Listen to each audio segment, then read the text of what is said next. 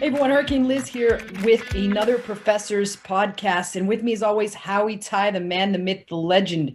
It is a Monday morning, Howie. Did you have a Sunday fun day or what's going on over there? I know Zack, who is our special guest here, did have a Sunday fun day. He's continuing the Sunday fun day as he's sipping some kind of cocktail over there. But Howie, how was your Sunday fun day? Oh, Sunday. Well, I told my wife that I was going to Starbucks to work after lunch, but then someone actually messaged me to go out to do a happy hour on a Sunday. Ooh, And then damage. when I got there, he made me drink more. And after like at around 3 o'clock, we went to the oyster bar, this thing called the Oyster House in Wanjai. And then we ate like 25. I ate like half a dozen, two and a half dozen oysters with him, Howie, and he was still He's going. I still couldn't alive keep to tell up. the tale. you did Yeah. some damage, Zach. What do you think of that? What do you think of Howie's shenanigans on a Sunday afternoon? This is his normal MO. This is just what he does. Howie, yeah. So then afterwards, I'm assuming that you returned home to your wife and said, Starbucks just closed, honey. No, I came home. Before I came home, I went to go get some food for her, and then I told her I'm not hungry. She says, "No way, there's something wrong. You're always hungry. Well, what did you do? What did you eat?" And then I had to do. I don't know how to lie, so I'm very transparent and stuff. So I told her, "Baby, someone tricked me into going happy hour." Someone tricked Howie. Wow, he was I mean, virtually he's almost easy to kidnapped. trick. Yeah, I trick him a lot too. yeah, he enjoys getting tricked. Obviously, he was with his best pal Don Julio, which I tell everybody who's listening in on this podcast. If you want secrets to come out of Howie, give him some Don Julio. And the perfect time to do that will be February 15th and 16th, when we are holding the third ever Professors Pandemic event. I will let you guys know more details about that at the end of this call. But first, let's jump into the interview with our very special guest, Zack Franklin. And Zack, this is going to be just like friends hanging out. So pretend you're hanging out with me and Howie, and you met You us guys for are the my first friends. time. Yeah, let's just pretend we're in Barcelona and we're just hanging out. We're shooting, we're just having a good time. And I kind of really don't know much about you. And you just want to let everybody out there know, who is Zack Franklin and why would people want to know more about him? But most importantly, why is the professor pretty much wrestling you, like gets you in a headlock? He's getting you in a headlock to get you to speak at his pandemic event. Tell us more. Yeah, so I've been in Shenzhen, pictured behind me, for the last 4 years, working with the biggest of big Amazon sellers, the absolute titans of the industry, everyone from ValueLink to Cohen to pretty much anyone you can imagine that has been doing something big on Amazon. I come from more of the affiliate marketing, performance marketing space, and that gives me a really unique edge when it comes to doing anything e-commerce related, because I come from kind of the most hardcore marketing background that you can have. That allows me to find unique tricks, unique background, stuff for Amazon that allows me to do better results than most people. So, the reason why I picked Zach here is because this whole event is mainly based on external traffic, outside traffic, and we're bringing the affiliate side of the mix into Amazon. So we want the people out there to know what real marketers do. And actually, I would say that affiliate marketing is pretty ruthless out there. So very very cut dry. It's like attacking and stealing people's ad copies and this and that. Just a lot of crazy stuff out there that no one really knows. Everyone thought that Amazon was crazy. No, the affiliate world is even crazier, I believe. Mm-hmm. Well, yeah, the truth there, Howie, is the most cutthroat industries in this business are internet marketing, which is pretty much run synonymously with affiliates, and the porn marketing industry, which is perhaps the most cutthroat industry of all. I have a lot of stories about my friends in adult media buying. Yeah, so adult media buyers, there's no one more ruthless than adult media buyers. We'll just say that much. But since we are a family show, let's get some of Zack's secrets coming out. He's got some kind of cocktail over there, so I think he might be loosened up a little bit. He might give us a little bit of extra info. Howie, what do you have next on deck for Zack here? Let me see now. Well, I just want to let everyone know, like I've actually kind of met Zach a long time ago in Shenzhen. I don't know, 4 or 5 years ago. We go all the way back where we actually went to like Global Source. We spoke at Global Source together. We went to maybe some Chinese events and we spoke there together, as well as we went to actually Thailand. We spoke at the Affiliate World Asia over there with what they call it, the seller world, seller world, seller. Yeah, the Oh, first ever Sellers World Conference. yeah, so we were there speaking to all the affiliate marketers out there about Amazon. So it was pretty interesting that after all these years, we kind of like hang out.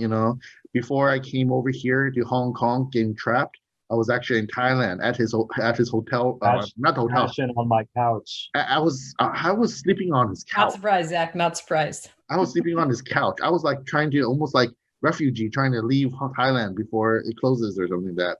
It was crazy. Yeah, I've had Howie asleep in my office before on a chair, so that does not surprise me that Howie was asleep on a Sleep anywhere. couch. That's one Yeah. of his tricks. Absolutely. So, Zach, I mean, I know that Howie just mentioned to you that we were going to just jump on a call. Never even mentioned that we were on a podcast, nevertheless, a video. Yep. But I have no idea, guys. Right. Literally Did no you- idea. did you at least know that you are going to be speaking at this event? And if so, have you thought about what you could bring to the table in terms of what topics you could talk about? All right. So I do know I'm speaking at this event. What I'm speaking about, I haven't nailed it down. So we're going to find out. We're going to kick around some ideas right now, live on air, wherever this is going to be broadcasted. And we'll just see what's good. So stuff I've been doing a lot the last year is just absolutely crazy conversion rate optimization, Google Shopping, Shopify, just anything that is off of Amazon. I've mostly been just hammering it and having a lot of fun. So, with Google Shopping, I'm selling products between like $2,000 and $6,000. And on $20 of ad spend, I hit almost $12,000. So dollar for dollar, that's probably the best ROI anyone's seen that's going to this PPE conference. As far as Amazon, we can go over tons of tricks from what we're seeing and how to find some absolutely crazy tricks that no one has discovered yet. How to dig so deep into your competition that you can just pull out their best strategies and absolutely crush it. I've done this tons and tons of times, and all of my best kind of Amazon hacks have resulted from the way I do my kind of spine and competitive research, to the point where I know more about my competitors than they know. Wow, that's pretty awesome, Zach. I really look forward to hearing about any of those things that you just spoke about. I know a lot of people would love that too. So, Zach, what did you talk about at the last? I guess it's the not affiliate world, but the last one that they Yeah, had. it was Ad World. Yeah. So for that, it was a pretty fun one. So for that, because the audience level is kind of maybe lower than what's going to Howard's events, I couldn't get quite as deep as I wanted to go into things like Google Shopping. I talked a lot about Google Shopping and how to get set up in 20 minutes and how to absolutely crush it on there. And then also where I think Amazon is headed, how I think you can build sustainable competitive advantages versus your competition. And when I see companies like Thrasio and I see the big aggregator companies or even the big Chinese companies, they're all headed towards these sort of super long-term asset strategies that no basic Amazon sellers are thinking of. Things like, how do you blend affiliate sites with Amazon sites? What kind of assets do you need to either acquire or develop, like coupon sites, deal sites, stuff like this, to make sure that you don't just make money from your own stuff, but from everyone's stuff. That you're, have a massive amount of traffic with intent to buy your products that is outside of just your brand. So what kind of things can you build up that are not just your brand focus, but that make your, the pie bigger in general, that you can just bring traffic to yourself, bring traffic to your competitors, and be making money from everything. In a very similar way to what Liz does all the time with her famous DTF strategy. This is embarrassed. It seems like. No, I'm just surprised that he managed to weave that in there. No, this is going to be very interesting. People ask me what the DTF strategy is. For those of you all that know, urban lingo, like DTF. It's a family show, so I can't mention what that means, but use your heads. A lot of you guys are smart Amazon sellers. You should be able to figure that out. Well, for Zach, I do affiliate marketing too with some of my sites. I do own a couple of pretty big sites regarding affiliate marketing. Like, when you type in like some kind of like, the top 2021 spatula or something, you're the best spatula, or something like that, those sites where they compare products, which is usually Amazon links, Amazon products that goes to your site or go to your, like sites that you control. So it's all about, how do you get that up on the SERPs of Google, and how else you can target in traffic to go to that site in order for you to get traffic back to Amazon. So that's something that I've been working on for a couple of years now. Yeah. So it's another signal that we offer. It's called affiliate signals. We call it signals. We got like blog signals, we got affiliate signals, we got influencer signals, we got all over the place. So stuff that we're working on. What else is there, Zach? What makes you like different than other people? You think an expert on? How do you think outside the box? Well, I think the whole time on Amazon, I have been able to go outside the box because I am basically, I've experienced in a lot of different things that most Amazon sellers don't have. I have a great programming background. So when I see some competitor using a custom app, I can build it and use that. Like one of those custom apps ended up getting more than 50,000 reviews for one of my clients. 50,000 reviews. It was so successful, we had to turn it off in the first hour because it was just printing reviews. We were nervous Amazon would shut it down. One of the other things we were able to see and build was kind of a pre-sale funnel, which absolutely fucking skyrocketed our traffic coming from mobile, from Facebook, from Instagram. This little 7-step prequel just crushed our conversion rates up to 80% when people would land on Amazon. It was ridiculous. So we're able to do a lot of really cool things that a lot of people don't have. I have experience working on dozens of different categories on Amazon and getting listings up to, like $100,000 plus per day. And not like Prime Day, not like Christmas or something, like a normal random Tuesday during the year, it'll be doing $100,000. I've released SKUs that have gone on to do like, 10 million plus, fighting out in the most competitive categories like essential oils, headphones, sex toys, dash cams, pretty much any category that I'm able to enter, we do very well.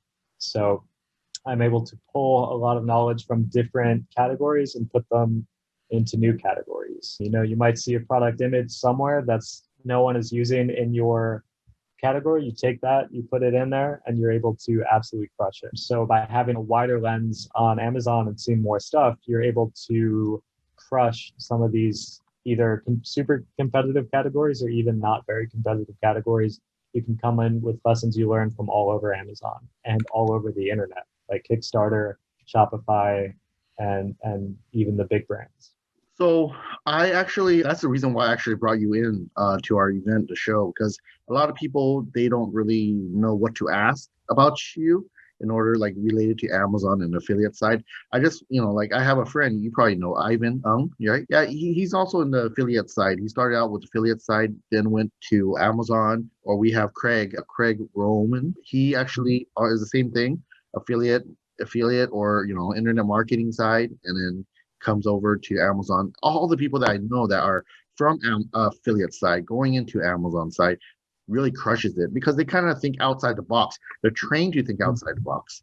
So I wanted to ask you, so like we talked about this before, what do you think about how is the bridge right now between Amazon sellers going into affiliate marketing or internet marketing, or internet marketing, affiliate marketing people going into Amazon? Who actually has that edge right now?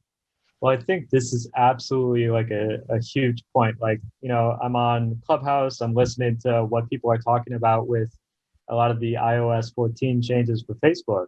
And actually one of the biggest things that people are saying, all these DTC brands, is they're going to start doing more on Amazon. When I start listening to more and more affiliates, they do see Amazon is kind of like the grass is greener on the other side, like go into Amazon.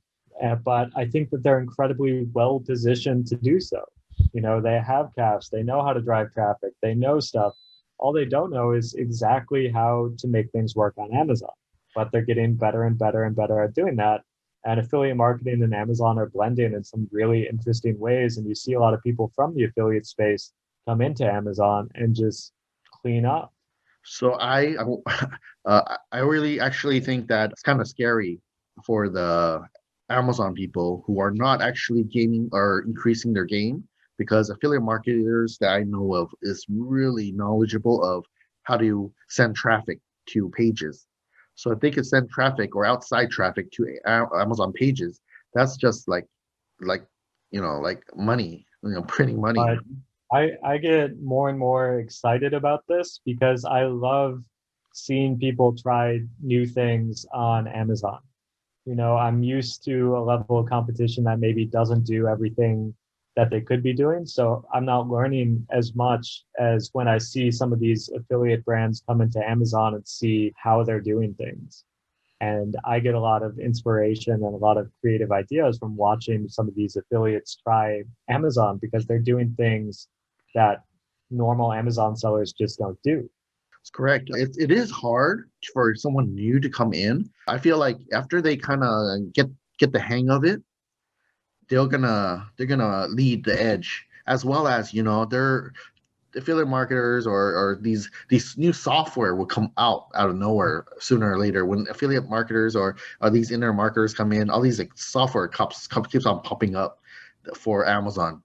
And these are not just Amazon software, which you're talking about I don't want to say bad about some software, but they're not really like for traffic. They're not really there for helping you improve marketing. It's mainly like pretty analyzing Well, stuff and not really a marketing what's strategy amazing software. is basically there's a website called like Martech 5000 pretty much that tracks new kind of marketing technology. And last year was its highest growth rate ever. The list almost doubled, and now it's at more than like 8,000 different types of ad tech marketing technology and stuff like that. Like, so often I see Amazon sellers, they think marketing is just four things, right? They think it's PPC on Amazon, they think it's mini chat, they think it's ClickFunnels, and they think it's Facebook ads.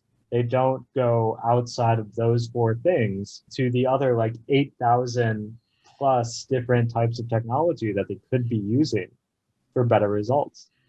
If we're in 2021 now and we got to sell and we got to market like it's 2021, we need to constantly be learning new stuff. And I think that, a lot of Amazon sellers have been complacent for a while, and now is the time we need to, push forward and keep developing. Yeah, so like I think mini chat is old school to me for what I'm saying, because it's really stuck on the Facebook Messenger. So what we created is we call it Webflow, but it's a web chatbot, so that you can actually advertise anything you want, from Snapchat to Instagram to Facebook to your own maybe other blogs or something, anywhere, everywhere. It goes on to a web-based chat platform. So you can funnel all the traffic into one place, and it'll be like a bot. And none of the mini chat restriction, none of the Facebook restrictions, very. Yeah, there are a lot of other platforms out there to run bots on, and I think everyone's just stuck on Facebook. But, depending on where you are in the world or who you're marketing to, there are a lot of different bots. Like if you were marketing to Thailand, the line chat bots are a huge thing. Yeah, which brings me too. A question I was going to ask you, Zach. What do you feel are the emerging ad platforms that Amazon sellers should be aware of, or should become on their radar? So I think for a lot of sellers, what's happened is if every conference I go to, people are really just talking about Facebook, Facebook, Facebook, Facebook. And no one is talking about other very powerful platforms that people are overlooking, which is crazy. But I think Amazon sellers are overlooking Google at their own peril. And this is Google. It's huge. But the amount of conferences I go to, which is hundreds, I've heard only one person talking about Google, and that person is me. I haven't heard anyone else at any Amazon conference ever talk about Google.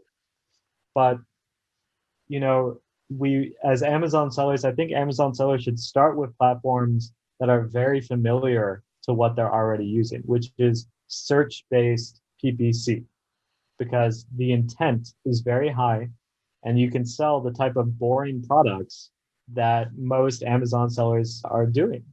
You know, a lot of Amazon sellers are not doing like super sexy Bluetooth headphones and supplements and stuff like that. A lot of very successful Amazon sellers are selling stuff like the garlic press, or like Howard was saying, like a spatula, or even like garbage bags. Like I once went into a seller and they're like, Zach, we want you to run Facebook ads for these trash bags. And I'm like, that is not the right channel for this. Like, you can't run these sort of boring products on sort of platform that needs things to be positioned in a very like exciting, visually interesting way. But when people are going to Google and they're typing like best trash bags for my kitchen, you can show an ad there. If they're searching best garlic press for whatever, you can show there. And Google Shopping is just going crazy right now. They're adding tons and tons of new countries. I think this year they added, or last year they added like 30 plus countries. And I think they're taking over the world at this point. I'm able to get dirt cheap traffic, like 10 cents a click, and make sales on items that are like thousands of dollars. So I think Google is definitely not something to overlook.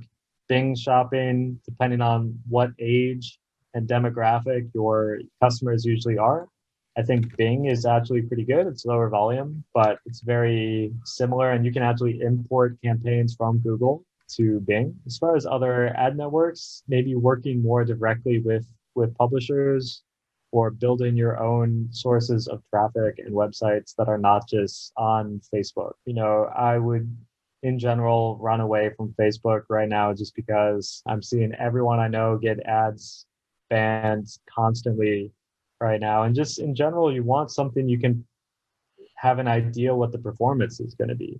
On Facebook, what I'm seeing is swings constantly, but what I see with Google is very consistent, steady traffic that uses a little less machine learning, and it's a little more manual. And I like that. Same thing with still like native ads is still, you can pretty much run all kinds of crazy shit on native ads and it works very well. In terms of a Google, are you talking about Google Shopping or Google PPC, the old standard PPC, or YouTube ads? Anything like that? In general, you want to use both search ads and Google Shopping, especially. For Google Shopping, there are a lot of different tricks about what you can do. But with Google, they have a lot of different placements. They have display, they have YouTube, they have Gmail, they have even more than this. But Google is some of the best retargeting that you can do. They have a lot of data. And so I really recommend at least doing a retargeting campaign on like Google. But you can do a lot of YouTube sniping. You can snipe at your competitors' unboxing videos. You can snipe at your competitors' review videos, and you can put your own stuff right there, or your own little overlay of your product on top of their product. Google has just as good kind of custom audience and lookalike audience stuff like Facebook, and they also have something called in-market audiences. So you can actually like put in a bunch of different websites that your competitors might use. Like, for example, if you're doing Amazon sellers, you could put in Helium 10, Jungle Scout, sellercentral.amazon.com, stuff like this. And then you would be targeting people that go to those websites or similar websites, which is just absolutely crazy. And it's a wild level of targeting that like Facebook doesn't give you, but you can only find this on Google. So I want to add that, Google is very important. It's also very important in Amazon's eyes. I know for a fact that Amazon actually monitors Google all the time, where what traffic coming from Google, they actually give more love to. The reason why is because they actually want you to actually not use Google as your starting place to search for products. They want you to go to Amazon. So the more love that they'll give you from Amazon's SER SERPs or any traffic that's coming from Amazon, they kind of treasure more and gives you rank better and stuff like that. That's just an example of how powerful Google is. And they will also look at how much of the your keywords or listings come up on Google for your brands and everything like that. So your ASINs or whatever comes up. Yeah, I mean, Amazon just has such a high domain rank and authority with Google that it's amazing how much of our sales are coming from Google without us realizing it. Okay, so just wanted like I always ask everyone this. Let me know your situation in your eye, your point of view, and your what do you think is the problem or opportunities in 2021? Well, I think a lot of the trends from 2020 are sticking around until at least the summer. Especially the inventory headaches. Right now it's ridiculous to ship anything. But for a lot of people, I know that worked out really well. A lot of Chinese sellers that had a massive amount of inventory that they didn't know how to get rid of. The pandemic was the best thing that could have ever happened to these guys. So I think people are looking a lot more at their home. I noticed this with a lot of the stuff I sell is home products, and people are going nuts for these. So I think a lot of the opportunity is just understanding where your customers are at, develop products for them, understand what niches are really going up right now. For example, travel stuff is not, I know a lot of people selling travel stuff that had to make that pivot immediately. But I think if you can overcome the logistics difficulties, which seem to be getting, there's hope for it to get better in a couple months, but the opportunity is massive because all of these people that resisted more online shopping, they didn't usually use Amazon or something like that. Now they're using it multiple times a day to buy stuff, because they don't want to leave their house. I think a lot of people that got used to buying stuff all the time on Amazon are going to continue to be used to buying stuff with Amazon Prime because they got to get so familiar with the process and just how easy it is. People are used to going to Amazon so much more than they were even just a year ago. So understanding what products are going to do well, understanding how to mitigate the inventory and logistics issues, and in general, everyone I know on Amazon that has product in stock is doing good. Yeah, so can you tell us a little about like how the people in China, how they work, what's their work ethics? Why are they increasing so much more than the Western side, as well as about maybe you could talk about the 996, as well as like what is driving them? Yeah, so Howard and I are both very familiar with the situation going on in China. I'm the only white dude speaking at Chinese Amazon conferences in all of China. So you have basically in most companies, or let's start with the Western side. Most Western sellers I know, they get into Amazon because they're watching, like, they're reading the 4 Hour Work Week, or they're seeing an ad by like Kevin David, like surfing with dolphins or something like that in a villa saying, I'm not working very much, but making money. And so when a lot of people from the West get onto Amazon, they do it with the goal of a lifestyle business, of making some money, hanging out on a beach, sipping Mai Tais, and just having a good life. But when you go to China, they say, I don't care if I work until I die, as long as I die in a Lambo. There's zero desire for them to be sitting on the beach or relaxing or doing any of this stuff. They want to work. They love it. And so in China, for the most part, most people are expected to work, at least in like tech and e-commerce industries, 996, which is 9 a.m. to 9 p.m., 6 days a week. I did more than that my first year in China at ValueLink, to the point where I actually won an award for hard work in a Chinese company in front of 600 Chinese. I beat them all, which is something that was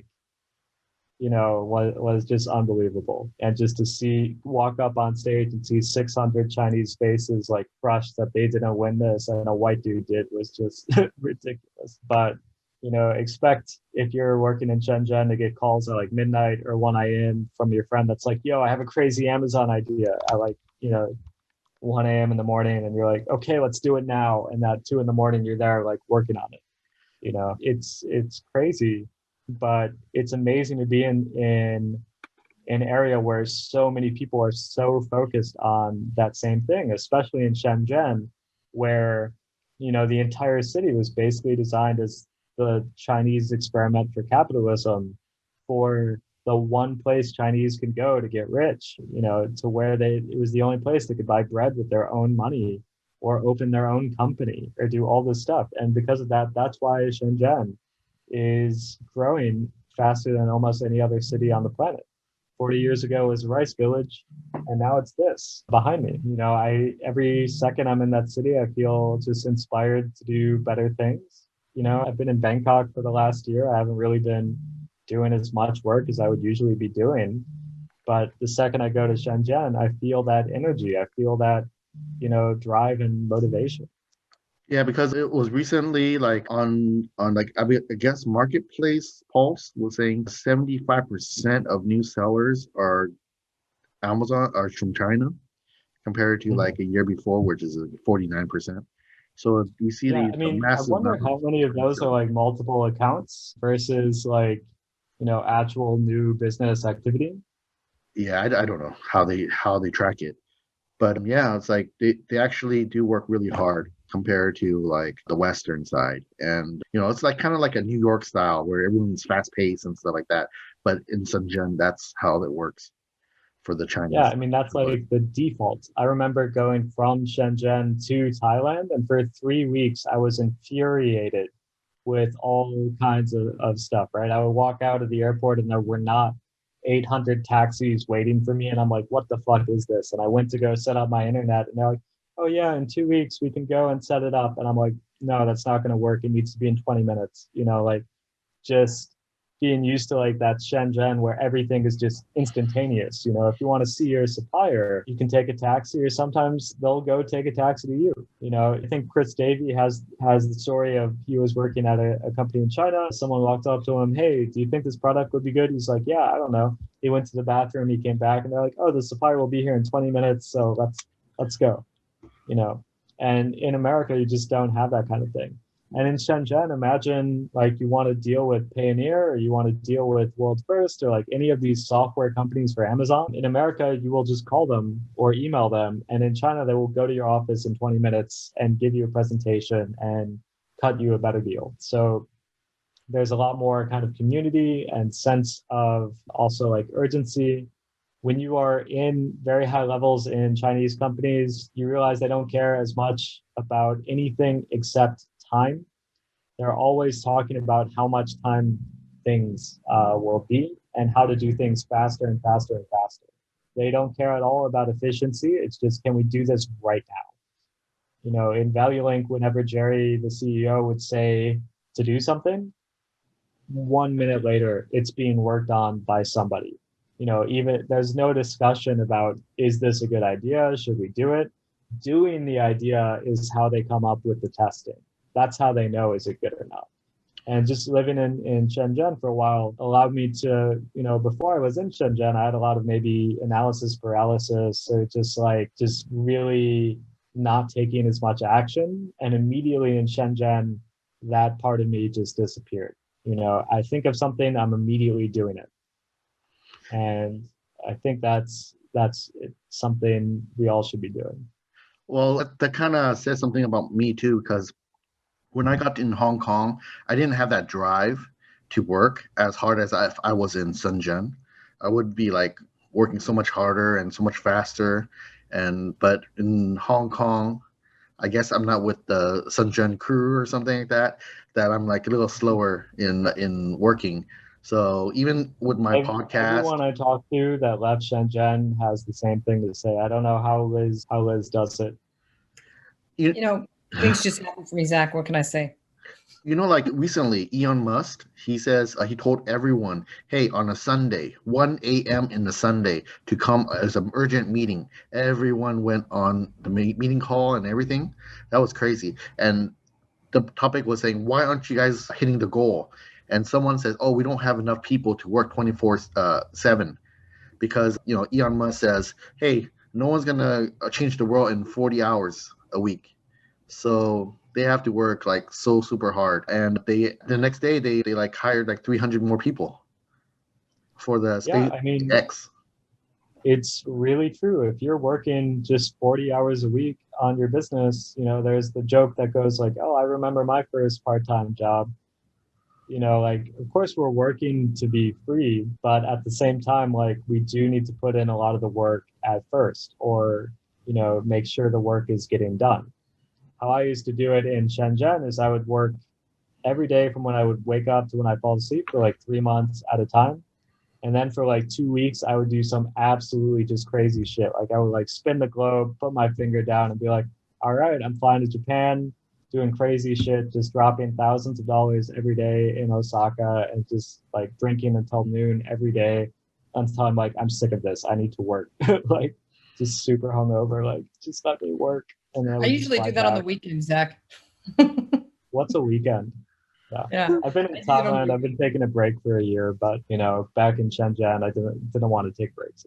Yeah, like a lot of people don't know the culture in Shenzhen or in China. It's not. They think they always complain. Oh, Chinese is it must be doing some black hat stuff. That's why they're growing so fast or not. Because they actually work more hours than anyone in the Western area. You got Yeah, to I mean, understand. Yeah, you got to understand that. I would argue like half the time they are wasting their time. I have been in a lot of companies where I see them like just sitting at the computer terrified, like, is anyone going to catch that I'm not really working hard right now? Or We were or talking when about I the walk owners, in, right? Yeah. yeah, when I walk into new companies and I pretty much do like a time audit to see where they actually spending their time on their Amazon business. And I do see like 50% of the stuff that they're doing can be eliminated, you know, or and replaced with higher value activity. yeah, that's pretty interesting. Well, I can say that, I've always been a fan of working smarter, not harder. So I do have a lot of life hacks that I've managed to live through. But Zach, the thing that makes me most curious, and it's the last question I have for you before we let people know how to find out more about PPE 3.0 is what did your prize look like? What did you win in front of these 600 Chinese people? Like, what was it that you got? Just bragging rights? Um, well, I get this wonderful, huge certificate. It's still in Shenzhen. Like it's this huge, huge thing, and then also like this like golden bowl, like statue that's yours. But I've won tons of stuff at that company. I won like free iPhones and all kinds of stuff just for outworking the rest of the Chinese. I feel like they should have gotten you something much sexier than a golden bowl. But it was bragging rights, right? That's the main thing. Like I can Yeah. put on the resume like only I would have white been talking dudes some who have shit, completely definitely. crushed it in a Chinese company. I would have definitely been talking shit there, Zach. But I'm proud of you. You just made every American proud of you for winning that award. Yeah, we can do it, guys. Yeah. All right. Well, thanks, Zach. Thanks so much. That was incredible. I know we got a little bit off topic there with the work thing, but I still think it was rather important. Hopefully it inspires people out there that are listening today to get to work on your Amazon business. And the best way to do that is by making sure you attend Professor's Pandemic 3.0 happening February 15th and 16th live virtually from the comfort of your own home. We will be streaming. And of course, you will get copies of the recording if you decide to show up.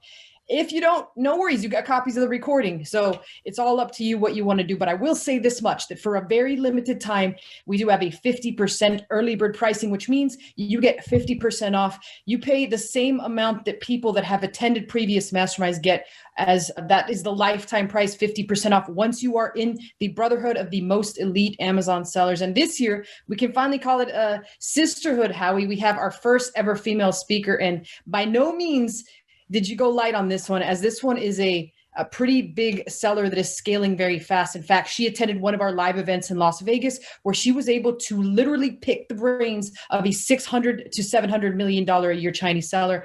And she got the goods, ladies and gentlemen, because she has managed to scale her business to $20 million plus. And we also have a 9-figure seller doing $150 million. So I do predict there will be some fireworks, Howie. How fired up are you for this PPE 3.0? And tell people how you truly want them there. These will be your last words for today. So tell me some more, Howie.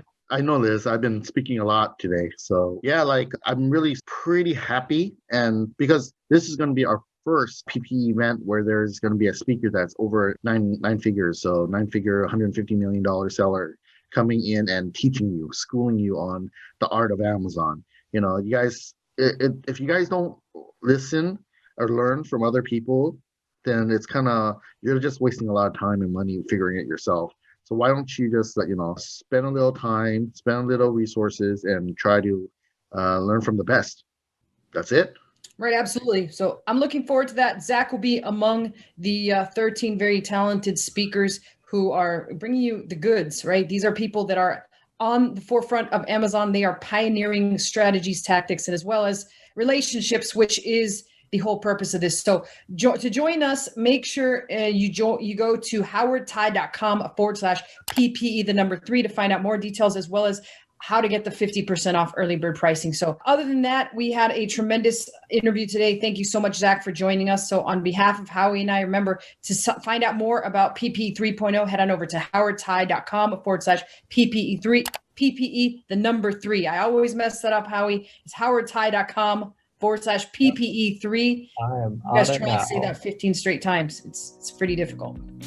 So, all right, guys, so much. Thanks so much, Zack. Thanks so much, Howie. On behalf of everyone, I bid you guys a terrific day wherever you are in the world. Get out there, do the 996 thing for a couple weeks, and then report back how it was before we see you at PPE 3.0 on February 15th and 16th.